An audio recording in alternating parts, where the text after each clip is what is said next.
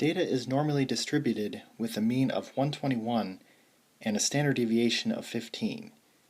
Use the normal CDF function on your calculator to find the following percentage of data items in a normal distribution that lie in the following ranges. Express the answers as a percentage rounded to 2 decimal places. So number 18 says between 145 and 157. So I'm still using the normal CDF.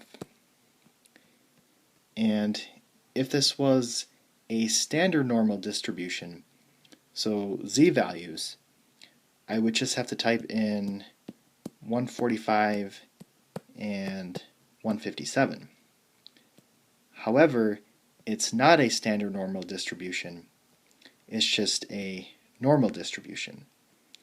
So I need to specify the mean and the standard deviation. So I need to put comma 121, comma 15. So on the calculator, press second and then the vars button to get to the distribution menu, and I want to select normal CDF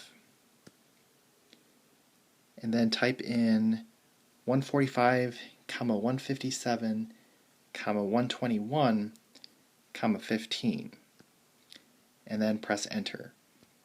So this is equal to 0.0466, which is equal to 4.66%.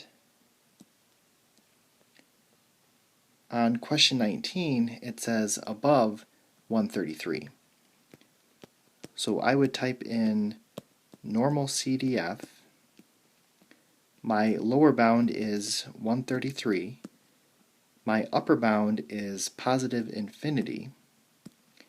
My mean is 121, and my standard deviation is 15. So if you type this into the calculator, it should get you 0.2119, which is 21.19%.